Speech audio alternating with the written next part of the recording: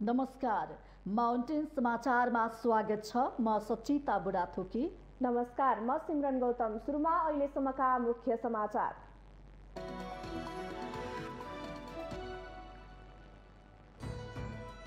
छठ पर्वको मुख्य दिन आज साँझ अस्ताउँदो सूर्यलाई पूजा आराधना गरी अर्घ्य दिँदै राष्ट्रपति, प्रधानमन्त्री तथा शीर्षस्थ नेताहरूद्वारा शुभकामना व्यक्त।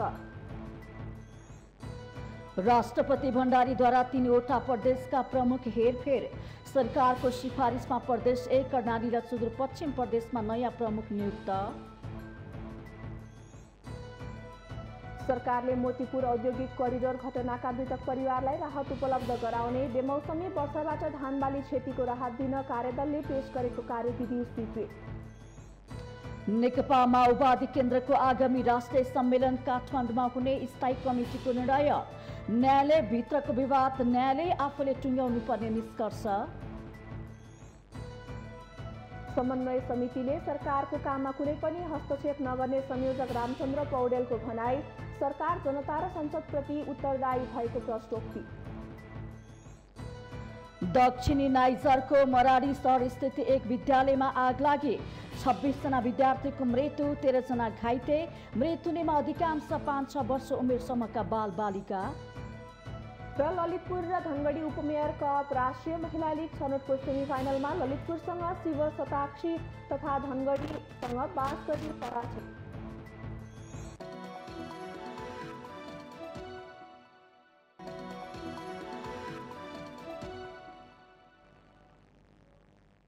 अब समाचार विस्तारमा। प्रत्येक वर्ष कार्तिक शुक्ल षष्ठीका दिन मनाइने छठ पर्वको मुख्य दिन आज साँझ अस्ताउँदो सूर्यलाई पूजा आराधना गरी अर्घ दिइँदैछ। कार्तिक शुक्ल चतुर्थीदेखि सप्तमीसम्म मनाइने सूर्यदेवको आराधना, उपासना र पूजाको यो पर्व सोमबारदेखि सुरु भएको हो। ऐतिहासिक पौराणिक ग्रन्थ महाभारतमा उल्लेख भए अनुसार द्रौपदी सहित 5 पाण्डव अज्ञातवासमा रहँदा सफलताको कामना गरी सूर्यदेवलाई आराधना गरिएको थियो। उक्त समयमा पाण्डवहरू विराट राजाको दरबारमा बास बसेको लोककथनमा उल्लेख भए बमोजिम सोही समयदेखि छठ मनाउने परम्पराको थालनी भएको हो। सूर्य पुराण अनुसार सर्वप्रथम अत्रि मुनिकी पत्नी अनुसुयाले छठ व्रत गरेकी थिइन्। फलस्वरूप उनले अटल सौभाग्य र पति प्रेम प्राप्त गरिन्। यही बेलादेखि छठ पर्व मनाउने परम्पराको सुरुवात भएको तथ्य उल्लेख छ। संसारका सम्पूर्ण भौतिक विकास सूर्यमाथि नै आधारित छन् र तिनको शक्ति बिना रुख बिरुवा, वनस्पति, प्राणी, जीवजन्तु कसैको पनि अस्तित्व रहन सक्दैन।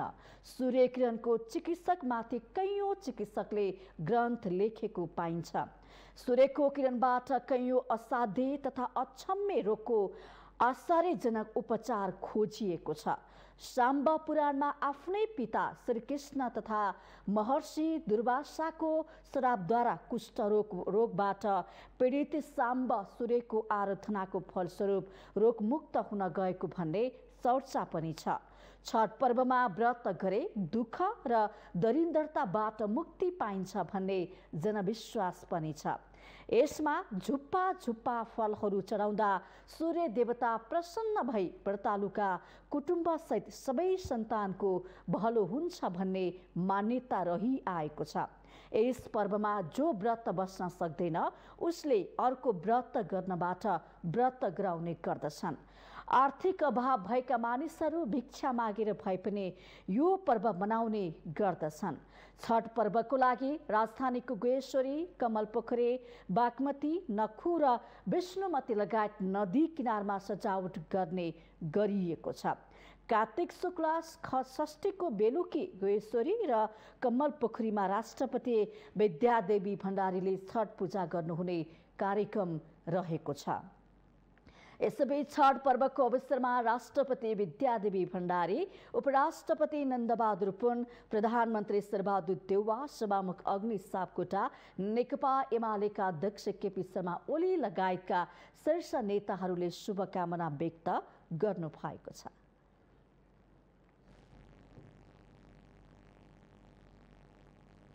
राष्ट्रपति विद्यादेवी भण्डारीले सरकारको सिफारिस अनुसार 3वटा प्रदेशका प्रमुख हेरफेर गर्नुभएको छ। राष्ट्रपति भण्डारीले सरकारको सिफारिसमा नेपालको संविधानको धारा 165 को उपधारा 1 को खण्ड ख बमोजिम प्रदेश 1 का प्रमुख सोमनाथ अधिकारी प्यासी, कर्णाली प्रदेश प्रमुख गोविन्द प्रसाद कलौनी र सुदूरपश्चिम प्रदेश प्रमुख गंगा प्रसाद यादवलाई पदमुक्त गर्नुभएको हो।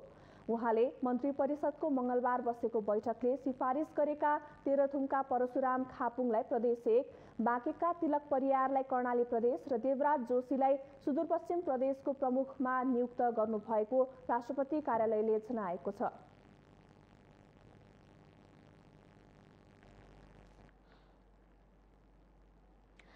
सरकारले रूपन्देहीको मोतीपुर औद्योगिक करिडोर घटनाका मृतक परिवारलाई राहत उपलब्ध गराउने निर्णय गरेको छ।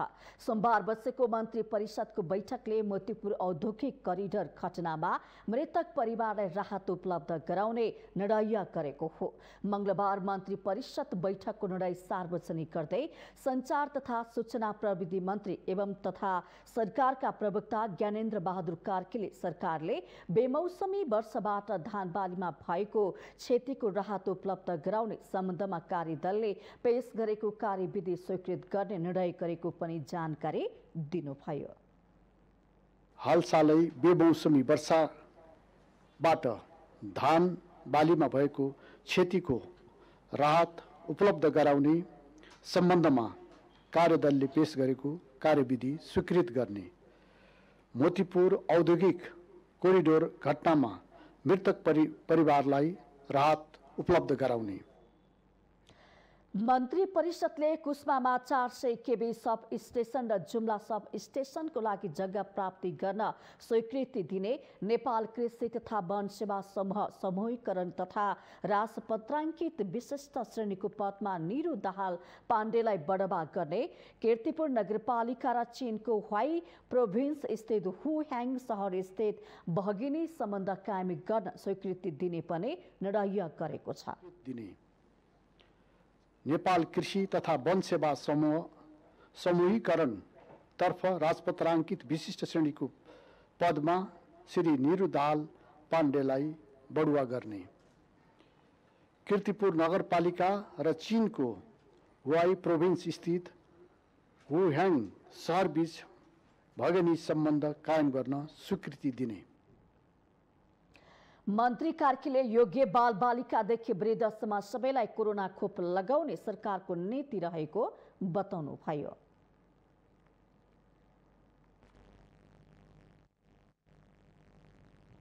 नेकपा माओवादी केन्द्रको आगामी राष्ट्रिय सम्मेलन काठमाडौँमा हुने भएको छ। नेकपा माओवादी केन्द्रको मंगलबार बसेको स्थायी कमिटी बैठकले पार्टीको राष्ट्रिय महाधिवेशन काठमाडौँमा गर्ने निर्णय गरेको हो।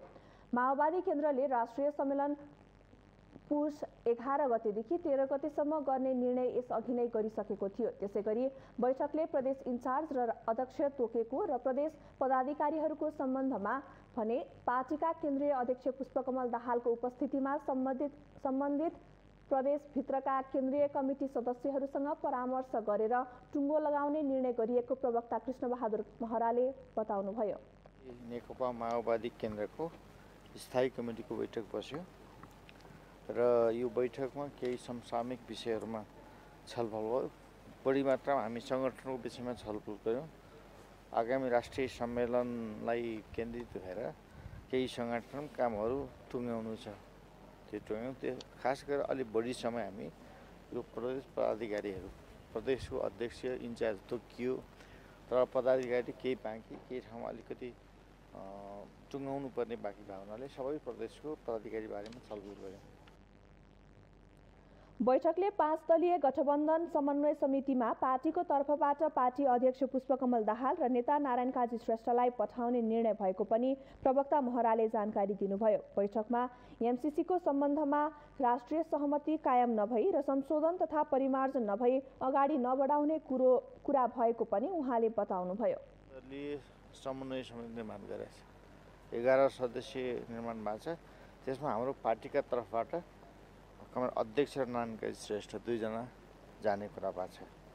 एमसीसीको विषयमा बाहिर जुन कन्फ्युजन भएको छ, हाम्रो पार्टी केही कुरा राष्ट्रिय सहमति कायम नभइकन र केही संशोधन परिमार्जन नभइकन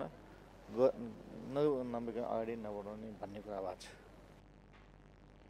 माओवादी केन्द्र न्यायालयभित्रको विवाद न्यायालय आफैले टुङ्ग्याउनु पर्ने पक्षमा रहेको प्रवक्ता महराको भनाइ छ।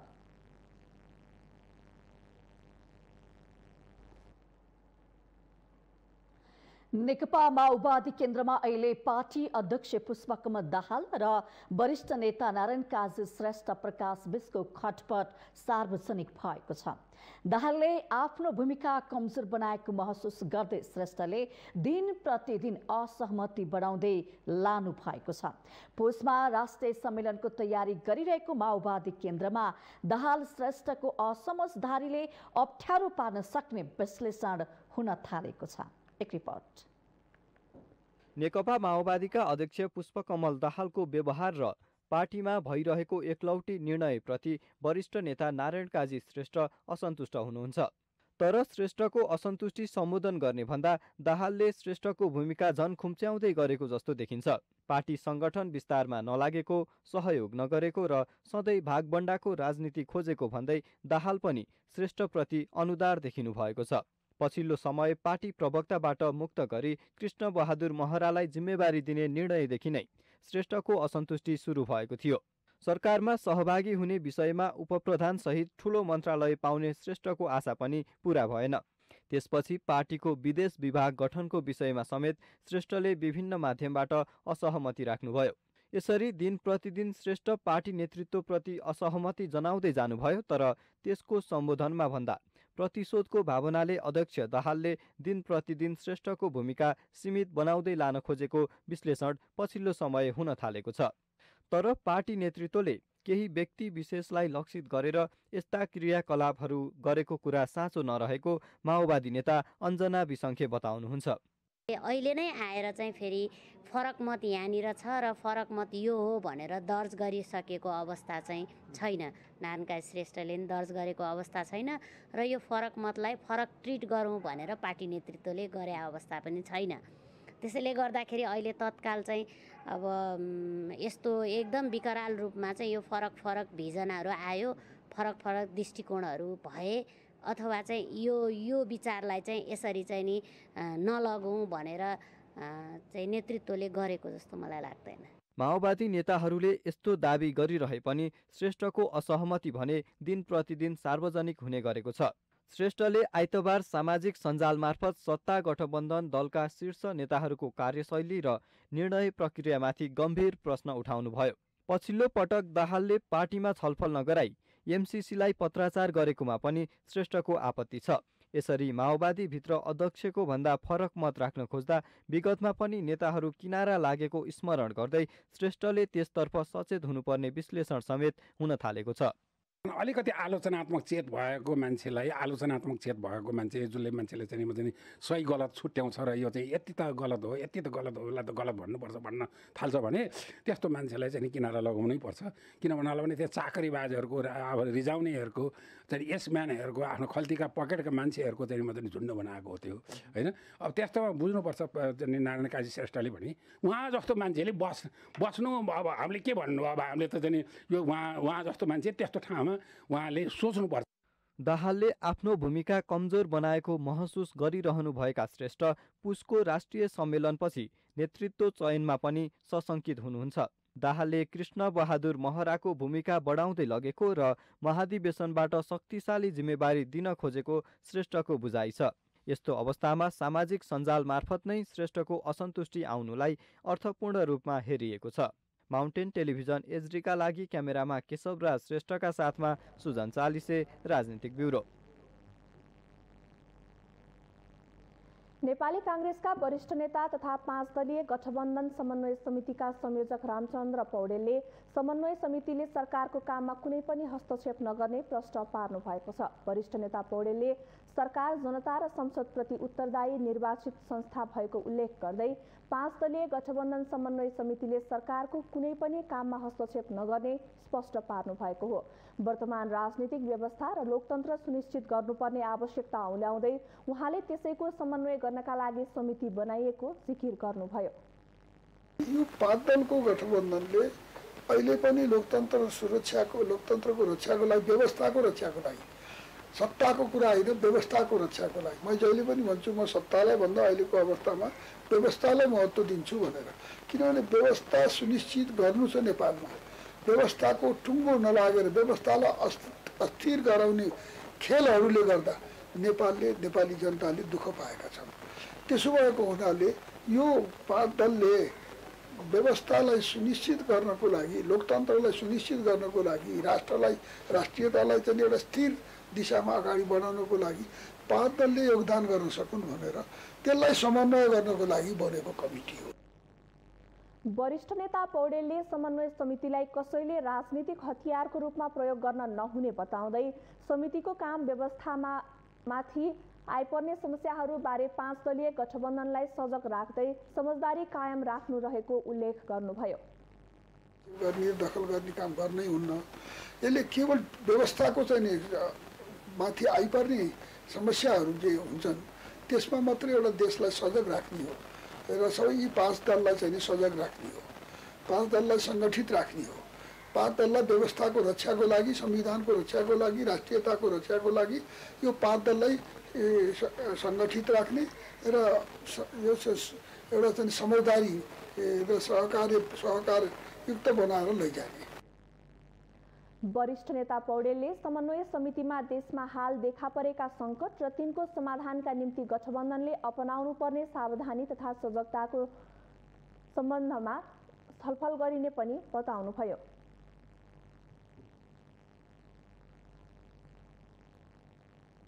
माउन्टेन समाचारमा पालो भएको छ विश्रामको।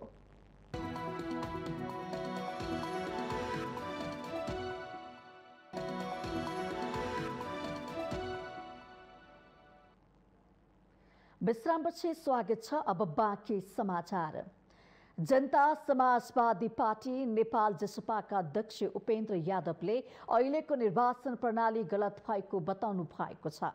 जसपा रूपन्देही क्षेत्र नम्बर 1 ले रोहिणी गाउँपालिका 3 धकधकैमा आयोजना गरेको छठ पर्वको अवसरमा शुभकामना आदान प्रदान कार्यक्रमलाई सम्बोधन गर्दै अध्यक्ष यादवले यस्तो बताउनु भएको हो। उहाँले खिचडी जस्तो निर्वाचन प्रणाली अत्यन्तै महँगो भएको उल्लेख गर्दै विश्वका 71वटा मुलुकमा रहेको समानुपातिक निर्वाचन प्रणाली लागू गर्नुपर्नेमा जोड दिनुभयो। खर्चिलो निर्वाचन प्रणालीका कारण आम जनतालाई निर्वाचनमा उम्मेदवार बन्न समस्या रहेको वहाँको भनाइ छ। खतरनाक बीमारी होना एक ही जैसा होता है, कंगाल बना देता है और सामान्य परिवार के लोग पहले ही हाथ उठा दिए, हमसे ना लड़ा जाएगा, हम वकील का फीस कहाँ से लाएंगे, काठमांडू कैसे जाएंगे, वहां कैसे होगा।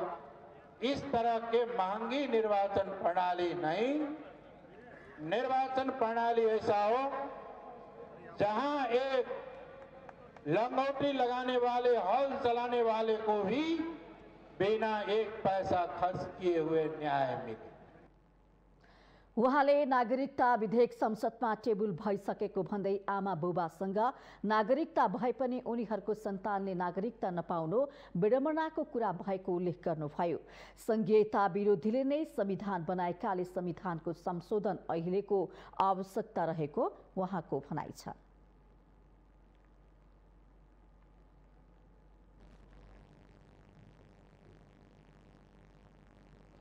यदि निर्वाचन आयोगले तोकिएकै समयमा राजनीतिक दलहरू सहमत भएमा देउबा नेतृत्वको सरकारले अबको 6 महिनाभित्र उपनिर्वाचन तथा स्थानीय तहको निर्वाचन सम्पन्न गरिसक्नुपर्ने हुन्छ।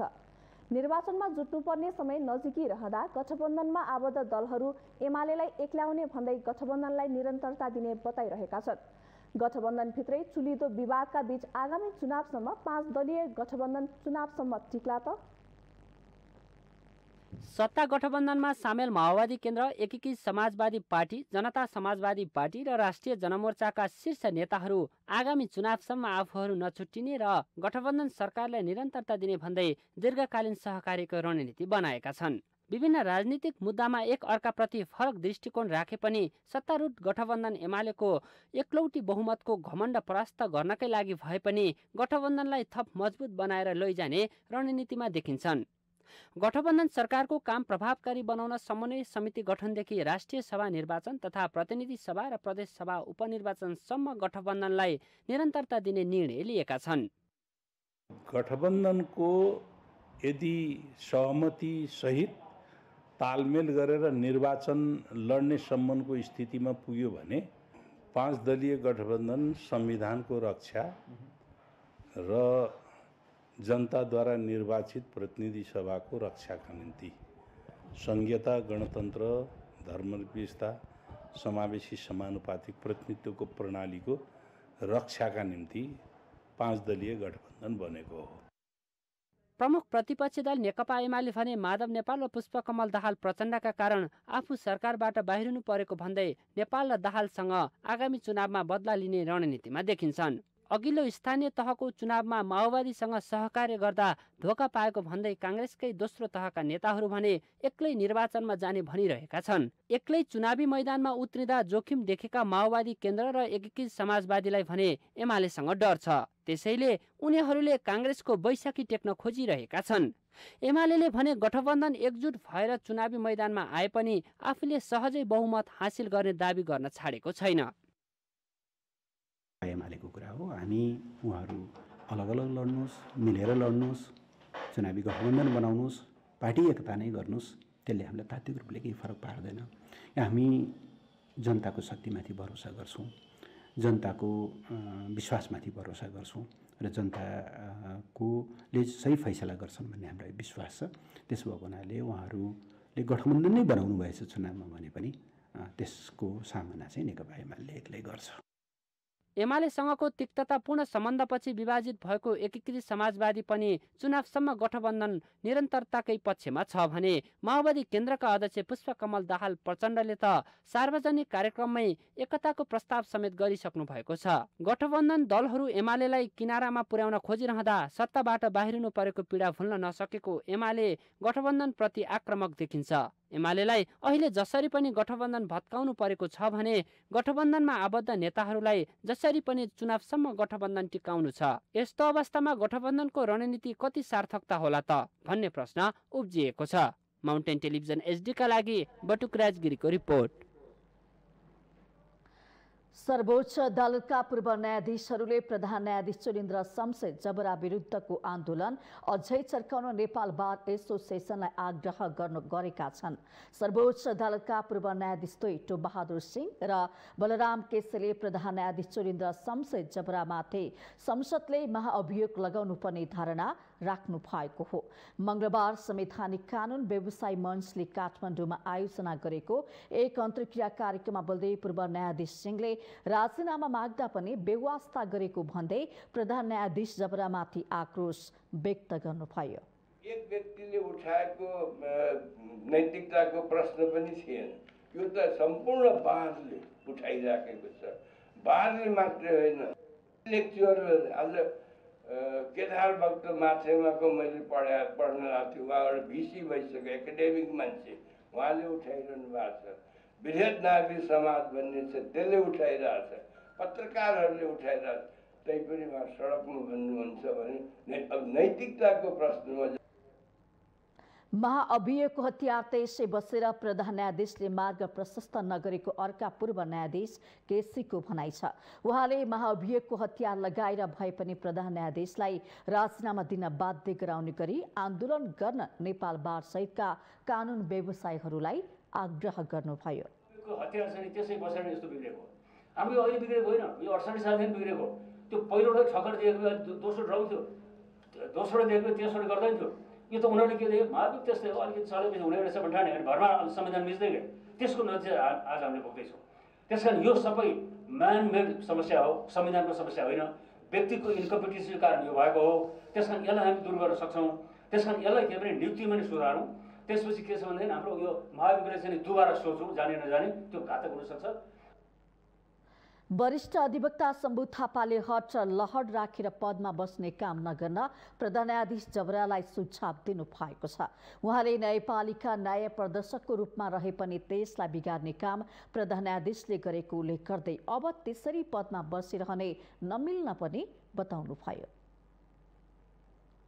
मार्ग प्रदर्शक एउटा रूपमा छ, तर चिफ जस्टिस चाहिँ तपाईँको त्यसलाई बिगार्नमा उद्युत भएको हुनाले मेरो विनम्रतापूर्वक उहाँसँग मेरो निवेदन गराइ छ, यो हट र यो लटमा अब धेरै के हिसाब मिलाउनु छ भनेर नबस्नुहोस्, अब नबस्नुहोस् होइन।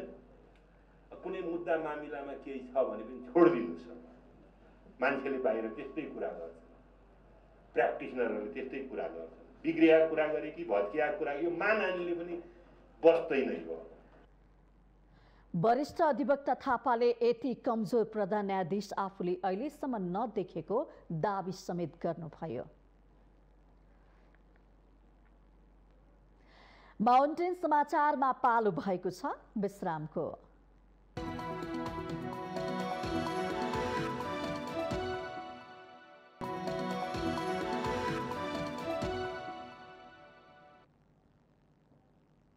विश्रामपछि स्वागत छ। अब बाँकी समाचार। तराई मधेस तथा मिथिलाञ्चलमा मनाइने छठ पर्व सोमबारदेखि विधिवत रूपमा सुरु भएको छ। कार्तिक शुक्ल चतुर्थीदेखि 4 दिनसम्म मनाइने छठलाई आस्था र विश्वासको पर्व मानिन्छ। तर पछिल्लो समय यो पर्व भड्किलो बन्दै गएको छ। छठप्रतिको धार्मिक आस्थाभन्दा पनि देखावटीपन बढी देखिन थालेको छ। विशेष गरी तराई मधेस तथा मिथिलाञ्चल क्षेत्रमा मनाइने छठ पर्वको रौनकले यति बेला तराईवासीलाई छोएको छ। कार्तिक शुक्ल चतुर्थीदेखि सुरु भई सप्तमीमा समापन हुने यस पर्वको छुट्टै महत्व छ। कार्तिक शुक्ल चतुर्थीको दिन नहाए खाए गरी छठ व्रतालुहरूले घर आँगन चोख्याउने गर्दछन्। छठ पर्वमा बनाइएका प्रसाद, ठकुवा, भुसुवा सहितका मिष्टान्न परिकार इष्टजनलाई बोलाएर खुवाउने र आफन्त तथा नातेदार कहाँ पुर्याउने जाने परम्परा छ। यस पर्वमा श्रद्धा र निष्ठाको निकै ख्याल गरिन्छ। 2 दिनसम्म निराहार रही सूर्यको उपासना गरी मनाइने यो पर्व पछिल्लो समय भड्किलो बन्दै छठप्रतिको धार्मिक आस्था भन्दा पनि देखावटीपन बढेको छ। भाव प्रेम थियो, अहिले पनि छ, त्यसमा यसमा केही विशेषता पनि छ। कोही देखावटीको रूपमा पनि विशेष रूपमा भक्तहरू गर्छन्। अहिलेको भावना अनुकूल भक्तहरू विशेष रूपमा सर सजावट, विशेष खर्चाको रूपमा परिवर्तन भइरहेको छ युग अनुसार। पहिलेको र अहिलेको पूजामा पहिले साधारण पूजा हुन्थ्यो, तर अहिले आएर विस्तृत पूजा भइरहेको छ। यो सूर्य महाराजको, सूर्य भगवानको पूजाको लागि यस्तो गरेको छ। कसैको घाउ, कसैको घिउ, कसैको छोराछोरी नहुने, यस्तो नहुने, कुनै दुःखको हर्ने छठीलाई हामी पूजा गर्छौँ। छठ पर्वमा नदी, खोला, तलाउ, पोखरी लगायतका जलाशय र त्यस वरिपरिको स्थानलाई सफा गरी पवित्र बनाएर छठघाट तयार पारिन्छ। त्यही छठघाटको जलाशयबाट सूर्य र छठी मातालाई अर्घ दिँदै छठ पूजा गरिन्छ। तर पछिल्लो 1 दशकदेखि छठघाटको सरसफाई, सजावट र भड्किलो श्रृङ्गारका नाममा लाखौं रुपियाँ खर्च गर्ने चलन निकै बढेको छ। तराईका मुख्य ठाउँहरू वीरगञ्ज, जनकपुर लगायत काठमाडौँमा पनि ठूलो तामझामका साथ सजावट गरिन्छ। काठमाडौँ उपत्यकाको गुहेश्वरी घाटमा मात्र पूजा स्थल निर्माणका लागि 18 देखि 20 लाख खर्च गरिएको छ। हामी कहाँ पनि यहाँ अब टेन्ट बत्तीको गर्छौँ। पहिलाको तुलनामा पैसा धेरै फरक भयो, किनभने अब छठ गर्नै पर्यो। छठ फेरि पानी नभइकन छठ हुँदैन।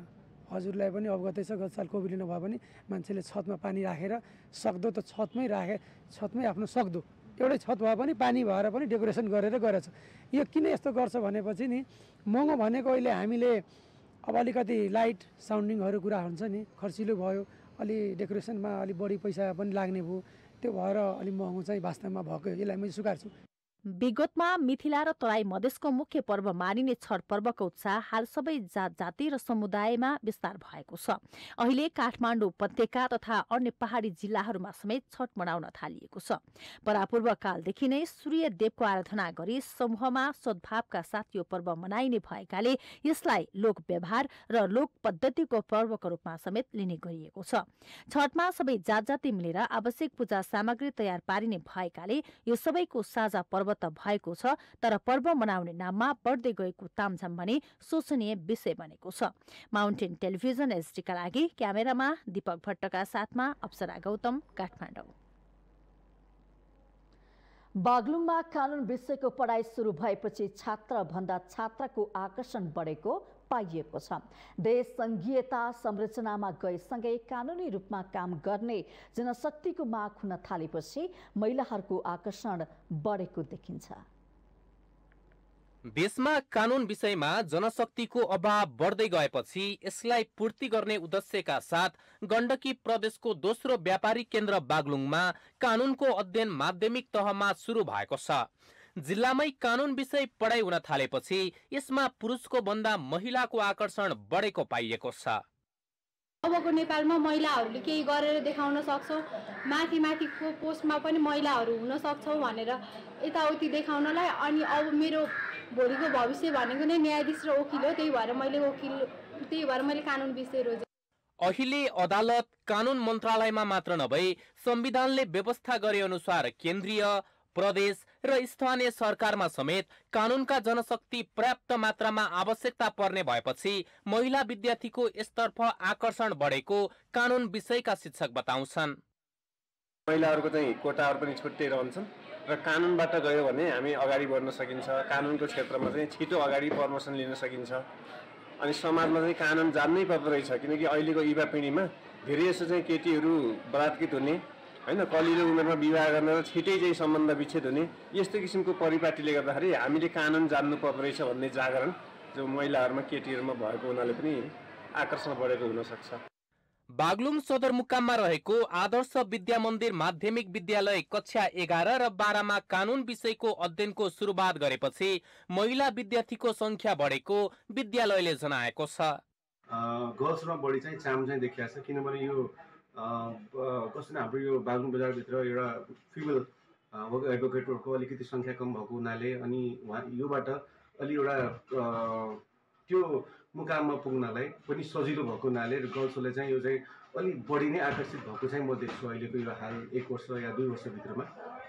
अहिले कानुन पढ्ने 40 जना विद्यार्थीहरू छन्। कक्षा 11 मा 18 जना विद्यार्थी मध्ये सबै छात्रा छन् भने कक्षा 12 मा 22 जना विद्यार्थी मध्ये 20 जना छात्रा, 2 जना छात्रा छन्। कक्षा 11 र 12 मा कानुन अध्ययन गरेका विद्यार्थीले अन्य संकायमा चाहिँ स्नातक तहमा सिधै कानुन संकायमा अध्ययन गर्न पाउनेछन्।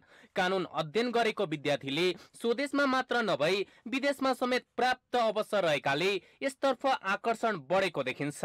माउन्टेन टेलिभिजन एसडी का लागि बागलुङ सहकर्मी सुभाष आचार्यको रिपोर्ट। नेकपा एमालेका सुदूरपश्चिम प्रदेश इन्चार्ज लेखराज भट्टले एमाले उपाध्यक्ष भीम रावललाई सामाजिक सञ्जालमा नभई समितिको बैठकमा मत राख्न सुझाव दिनुभएको छ। मंगलबार बिहान एमाले उपाध्यक्ष रावलले सामाजिक सञ्जाल ट्विटरमा एक ट्विट गर्दै सुदूरपश्चिम प्रदेश कमिटिको बैठकप्रति आपत्ति जनाएपछि प्रदेश इन्चार्ज भट्टले सामाजिक सञ्जालमा नभई समितिको बैठकमा मत राख्न सुझाव दिनुभएको हो। अलिकति चित्त बुझेन, कसैलाई आफूलाई चित्त बुझेन भने उसले मैले भने हुनुपर्छ, होइन भने म त आउनु, म त उपस्थित हुनु, म त राजीनामा दिन्छु। यी खालका जुन अभिव्यक्तिहरू आउँछ, पार्टी म बिना पृथ्वी हुँदैन भन्ने चिन्तन जो छ, यो चिन्तन गलत हुन्छ र यहाँ व्यक्ति नभए पनि पार्टी चल्छ, देश चल्छ। एमाले उपाध्यक्ष रावलले मंगलबार बिहान ट्वीट गर्दै सुदूरपश्चिम प्रदेश कमिटिको बैठकप्रति आपत्ति जनाएपछि नेकपा एमाले सुदूरपश्चिमका अध्यक्ष कर्ण थापाले पार्टीको असन्तुष्टिलाई जनता र कार्यकर्ताको बीचमा लैजानुले पार्टीलाई फाइदा नहुने बताउनुभयो। जनता र कार्यकर्ताका बीचमा लिएर जाने कुराले कुनै कसैलाई पनि फाइदा हुनेवाला छैन। हाम्रो आन्दोलनलाई त्यसले ठुलो धोका देला, नोक्सानी तुल्याउला, विपक्षीहरू खुसी होला, विरोधीहरू अलिकति हौसिएला, तर हाम्रो पार्टीपन्थीलाई कुनै पनि उपलब्धि हुनेवाला छैन। सबै कमरेडहरू मलाई लाग्छ तपाईँहरू अत्यन्त धेरै जिम्मेवार हुनुहुन्छ र जिम्मेदारीका साथ तपाईँहरूले काम सम्पन्न गर्नुभएको छ र अब हामी बडो एकताबद्ध ढङ्गले अगाडि बढ्नुपर्नेछ। बैठकमा प्रदेश इन्चार्ज लेखराज भट्ट, सह इन्चार्ज नारद मुनि राणा, निरु पाल, प्रदेश अध्यक्ष कर्ण थापा, सचिव राजेन्द्र सिंह रावल लगायत नेताको उपस्थिति रहेको थियो।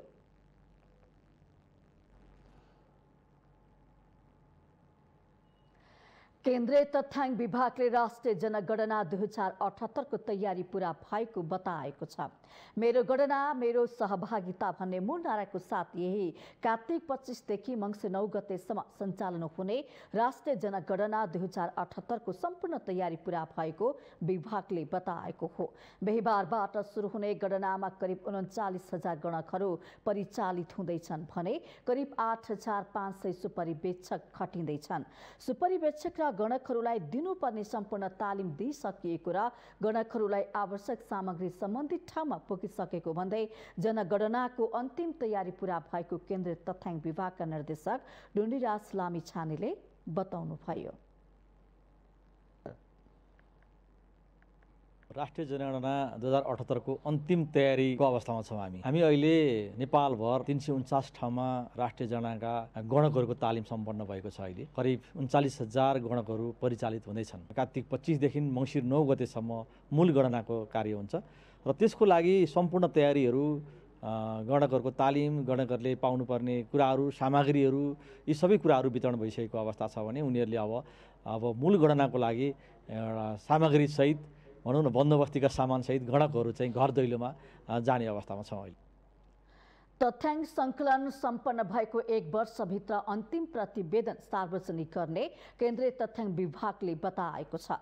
नेपालमा हरेक 10 वर्षमा एक पटक राष्ट्रिय जनगणना हुने गरेको छ।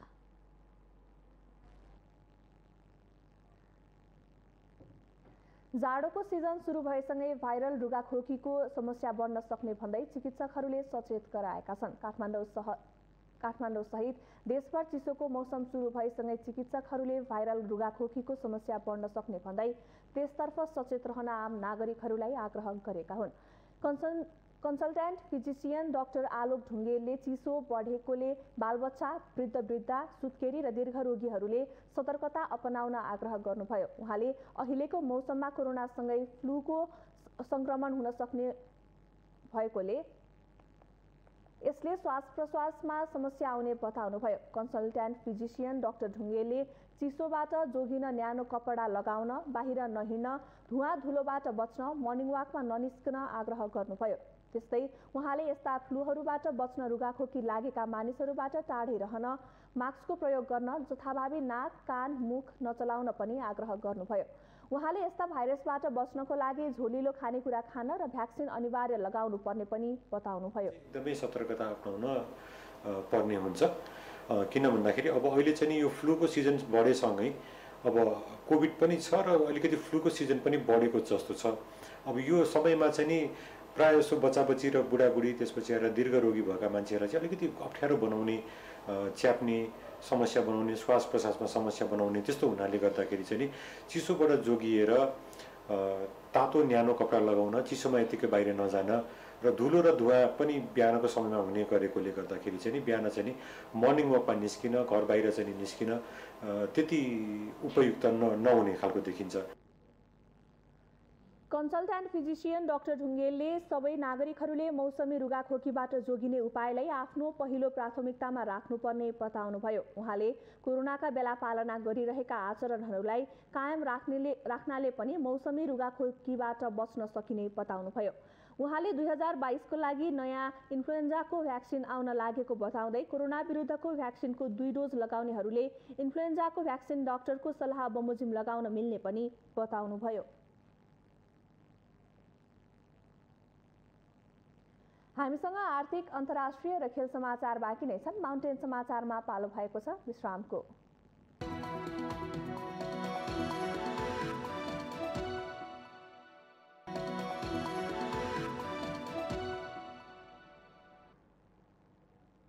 विश्रामपछि स्वागत छ। अब पालो आर्थिक समाचारको।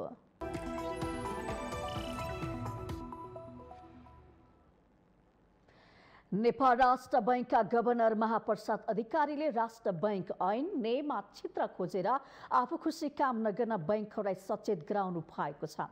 काठमाडौँमा नेपाल बैंकर संघको अधिवेशनमा मंगलबार बोल्दै गभर्नर अधिकारीले राष्ट्र बैंकको ऐन नियममा छिद्र खोजेर तथा गलत व्याख्या गरेर आफू खुसी काम नगर्न बैंक तथा वित्तीय संस्थाहरूलाई आग्रह गर्नु भएको हो। उहाँले बैंकहरूले बजार र उपभोक्ताहरूलाई हेरेर काम गर्नुपर्नेमा जोड दिनुभयो। उहाँले बैंकहरूले आफू खुसी काम गरे वित्तीय प्रणालीमा जोखिम थपिने भएकाले बैंकहरूलाई सजग बने गराउनु भएको छ। बैंकहरूको अस्वस्थ प्रतिस्पर्धाको कारण नै राष्ट्र बैंकले बाध्य भएर हस्तक्षेप गर्नु परेको उल्लेख गर्दै उहाँले हस्तक्षेप गर्ने अवस्था आउन नदिने गरी काम गर्न समेत आग्रह गर्नुभयो। योग्य बनाउन सकिएमा वित्तीय स्थायित्व कायम भई अर्थतन्त्रको लाभ प्राप्त गर्न सकिन्छ। यस्ता विषयमा बैंकको उच्च व्यवस्थापनले सोच्नुपर्ने आवश्यकता देखिन्छ। यहाँ बैंक भन्नाले बैंक वित्तीय संस्था नियामकको भूमिका सहजकर्ताको भूमिकामा नै सीमित होस् भन्ने हाम्रो चाहना हो। बैंकिङ प्रणाली चुस्त बनाउन बैंकले सहयोग गर्नुपर्ने बताउँदै गभर्नर अधिकारीले बैंकहरू प्रतिस्पर्धाबाटै चल्नुपर्नेमा प्रतिस्पर्धाको नाममा अस्वस्थ प्रतिस्पर्धा भएको दाबी गर्नुभयो।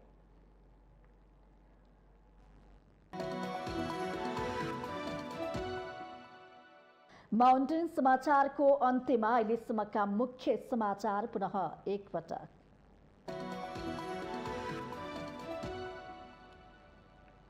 छठ पर्वको मुख्य दिन आज साँझ अस्ताउँदो सूर्यलाई पूजा आराधना गरी अर्घ दिँदै राष्ट्रपति प्रधानमन्त्री तथा शीर्षस्थ नेताहरूद्वारा शुभकामना व्यक्त।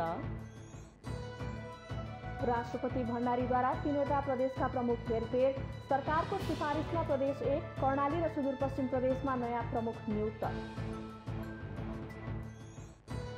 सरकारले मोतीपुर औद्योगिक करिडोर घटनाका मृतक परिवारलाई राहत उपलब्ध गराउने, बेमौसमी वर्षबाट धान बाली क्षतिको राहत दिन कार्यदलले पेश गरेको कार्यविधि स्वीकृत। नेकपा माओवादी केन्द्रको आगामी राष्ट्रिय सम्मेलन काठमाडौँमा हुने स्थायी कमिटीको निर्णय, न्यायालयभित्रको विवाद न्यायालय आफैले टुङ्ग्याउनु पर्ने निष्कर्ष। समन्वयन समितिले सरकारको काममा कुनै पनि हस्तक्षेप नगर्ने संयोजक रामचन्द्र पौडेलको भनाई। सरकार जनता र संसदप्रति उत्तरदायी भएको प्रश्नोक्ति। दक्षिणी नाइसरको मराडी शहर स्थित एक विद्यालयमा आग लागि 26 जना विद्यार्थीको मृत्यु, 13 जना घाइते। मृत्यु हुनेमा अधिकांश 5-6 वर्ष उमेर समूहका बालबालिका। र ललितपुर र धनगढी उपमेयर कप राष्ट्रिय महिला लिग छनौटको सेमिफाइनलमा ललितपुरसँग शिव शताक्षी तथा धनगढीसँग बाँसगढी पराजित।